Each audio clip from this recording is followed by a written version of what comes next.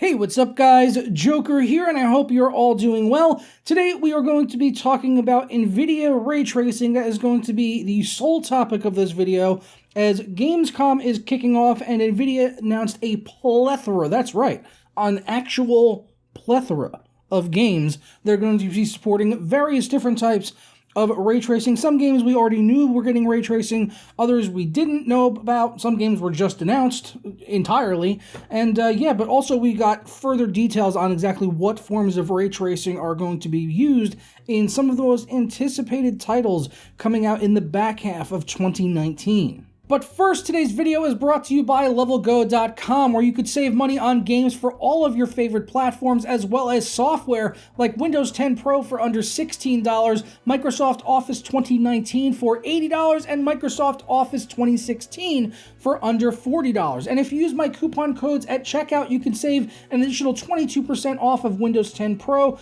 or 16% off of any software you pick up over there, or now you can get 3% off of the entire website with the code PDS3 at checkout. So be sure to use these coupon codes with the links down in the description below.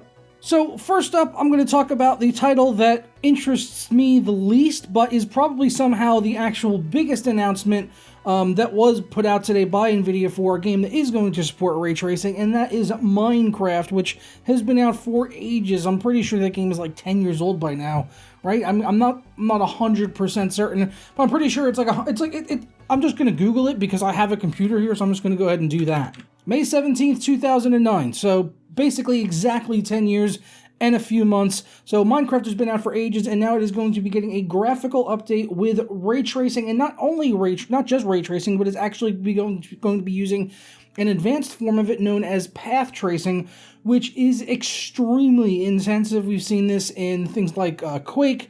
They did some path tracing with that, and it is extremely demanding. So I don't think that this is going to really run great for the typical Minecraft audience that plays on the PC. I think most people playing it are probably kids, play it in school. They play it in schools and stuff like that. A lot of schools actually do use Minecraft as a way, as teaching and stuff and part of lessons. But yeah, I don't think most people are going to be using this. I think most people playing Minecraft probably don't have the most powerful systems out there. They're probably not running 2080 Ti's and playing Minecraft. I just don't really see this taking off as a big thing, as a lot of people using it. But Minecraft is definitely the biggest game here, the only established game, is it's the only one that's already out.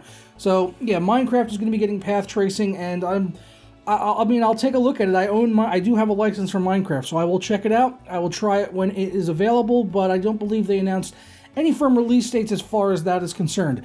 Talking more about some other titles that are maybe of more interest to you. First off, I'll talk about Control, which we already knew was getting ray tracing, but I wanted to talk about that first, not because it is coming out very soon, actually it's coming out next week, but also as far as these games are concerned that were announced today with ray tracing and what features they'll have, this by far has the most ray tracing features of any of the titles that we'll be talking about here today. So Control is from Remedy. They previously worked on Alan Wake and Quantum Break, both of which ran like complete ass on the PC, and this is before ray tracing was even in the games.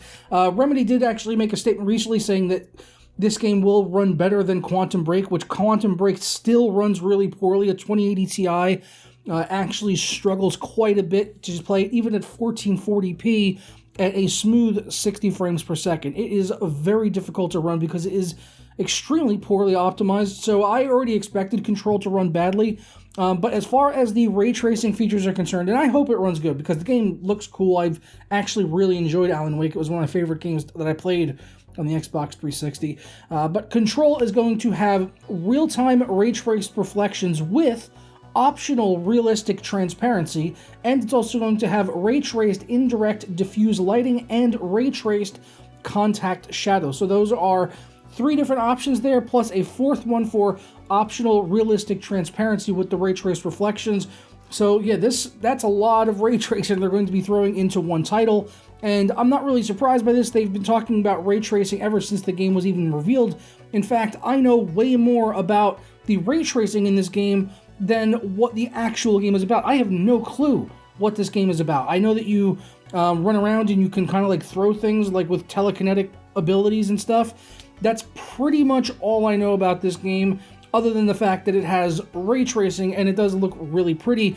I'm almost looking at this game as like more of a ray tracing tech demo than anything else. I don't have a lot of hopes for the game being any good, although Remedy has put out some pretty good titles, although they've been poorly optimized on the PC, so that does concern me, but it's coming out next week, so I'll definitely check it out. I will test it for you guys on the channel. We'll take a look at all the different ray tracing features when it is available, and we'll test them all and see what kind of impact they have on the performance, and if it's something that you'll actually even be able to use in this game, because, as I said, I am concerned about Control running well even without any ray tracing features because of the engine being used from Quantum Break, which was awful. Just really bad. Still really bad. Never got fixed. Next up, Call of Duty Modern Warfare. This is a title that I keep finding myself more and more excited about it the more I hear about this game. Everything looks really good on it so far. It was leaked earlier today that they might be announcing an open beta or open alpha. That would be this weekend. It's not confirmed yet, but it might be this weekend. Although, along with that rumor, they did also say that it would be a PS4 exclusive, so I'm not really having any high hopes that I'll actually get to play it on the PC, although if it's on the PS4 and open, then I will definitely give it a download and at least try it out, since I do own a PS4 Pro, although aiming with a controller is horrible. And yeah, they announced that it's going to be getting ray-traced shadows, and interesting to go along with this is that we found out from OC3D that it's actually going to be running in the single player only, or mostly I should say. When it comes to the multiplayer, you will not be using the ray-traced shadows in Call of Duty Modern Warfare, with the sole exception being the 2v2 gunfight mode, so that will support ray-traced shadows. I'm a little confused as to why they would choose that mode to support it, but not any of the others. So yeah, Call of Duty Modern Warfare will have ray-traced shadows. Next up is one I'm very excited for, Watchdogs Legion. I've enjoyed both of the Watchdog games so far. They've been very difficult to run when they first come out, but they have gotten better optimized over the years. And yeah, Watchdogs Legion, they're saying is going to have ray traced reflections, and it is also going to have some other GameWorks features, although they did not confirm yet what those will be. But we might see things in there like HBAO+, TXAA. Those are some technologies that have showed up in previous Watchdog games, so I wouldn't be surprised at all to see those making a comeback here again, in addition to the ray-traced reflections. But the game looks absolutely gorgeous in everything that I've seen so far, and seeing it with the ray-traced reflections and everything just makes it look even that much better. Another one that I'm super excited about, which is going to have ray-traced reflections and other GameWorks features, which we don't know yet, is going to be Vampire Masquerade Bloodlines 2, a game that I've been waiting over 10 years. The last one came out, I believe, in 2004, so it's like 15 years since the last game came out, and I think a lot of people are excited about this game coming out, and now it's going to be supporting ray traced reflections plus other GameWorks stuff, so it's definitely going to be an Nvidia optimized title, just like Watchdogs Legion. But having ray tracing doesn't automatically make something a Nvidia optimized title and everything like that. That's not necessarily the case, but in the case of Watchdogs Legion and Vampire Masquerade Bloodlines 2, those are both going to be NVIDIA optimized titles. When you open the game up, you'll probably get an NVIDIA splash screen or something like that. We did also get an announcement for a brand new game with a trailer, which is going to support ray traced reflections as well as shadows, and the game is called Synced Off Planet, so that's going to support reflections and shadows, and we don't know a whole lot about this game, except that it's going to be a 50-plus player-verse environment and players. So you're going to have servers with over 50 players competing with each other, but also going against AI inside of the game. And it was compared to being similar to The Division, or at least taking inspiration from the Division, and it is a third-person shooter action game, and it looks kind of interesting. It's from Tencent, so it's a Chinese-made game. We don't really know anything else really about it, but hopefully we get to see some more gameplay out of Gamescom, which is going on this week in Cologne, Germany. And the last game here that I'm going to mention is Dying Light 2, although we don't know exactly what type of ray tracing is going to be used in that yet. NVIDIA announced over on their blog simply that it will be supporting RTX features inside of Dying Light 2, but we don't know exactly what they'll be yet. But it could be any number of things. It could be shadows, reflections, global illumination, like we saw in Metro Exodus. So we'll just have to wait a little bit longer on that. But I will have links down below to all of the RTX trailers that I showed during this video, and also the Nvidia blog post where they announced all the different games and mentioned all the different features and everything that are going to be used in these titles. But this video is pretty much a breakdown of everything in that article.